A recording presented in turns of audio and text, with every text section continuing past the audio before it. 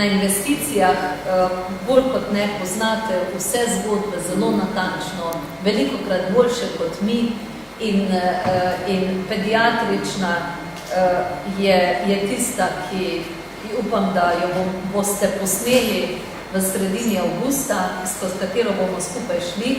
Nevrološka sem že včeraj tudi omenila, da je selitev spomladi realna, da mora biti realna z ozirom na to, da so vsi razpisi zaključeni, tudi kar se opreme tiče in o posameznih detajlih in o tem, da pravzaprav imam vedno občutek, da veliko ljudi dela proti temu, da bi se sploh kdaj kakšna investicija dokončala, bolj kot pa v smeri, da si želimo dokončanja.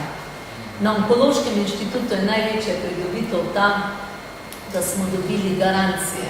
Garancije, da imamo bančne garancije v rokah, kar pomeni tudi resno obligacijo za odpravljanje napak, ki pa se odpravljajo na Onkološkem inštitutu, ampak tiste, ki so projektantsko napačno zastavljene, recimo, če je bil napačno ali pa skladno s tistim časom, če je bil zajem zraka za klima napravo iz neke strani, ki mogoče ni najbolj primerna zaradi praha, zaradi tega, to seveda ni moč obrniti.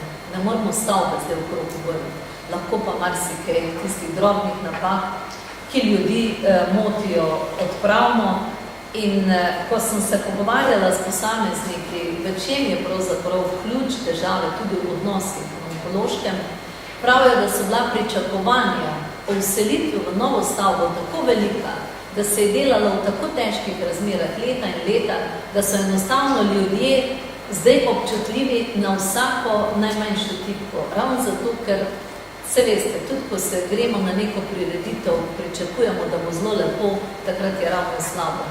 Pričakovanja so očitno bila tudi mnogo višje, kot je pa zdaj realnost, kajti sama krasna stavba ne more izpolniti vseh, mislim, absolutno ne izpolni tudi tistega čustvenega dela, ki ga pač ljudje imamo. Potem je otorinolaringološka klinika, razpisi za opremo jih bomo izvajali v jeseni in predviden zaključek novogradnje v 2009.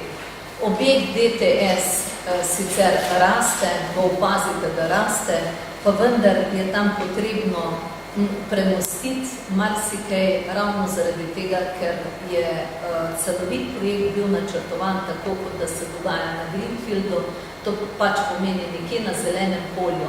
Jasno, tukaj pa gre za motnjo in obstoječega kliničnega centra, gre za to, da je treba marsikaj vmes tudi seliti in logistično izjemno dobro uskladiti.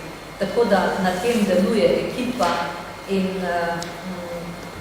pač z vsemi vprašanji nadaljujemo investicijo, kot pa sem rekla, lažje bi jo bilo prekiniti pa začeti znova, ampak vendar moramo pač tukaj tudi po težji poti iti za to, da bi mogoče prišli prej do rezultata.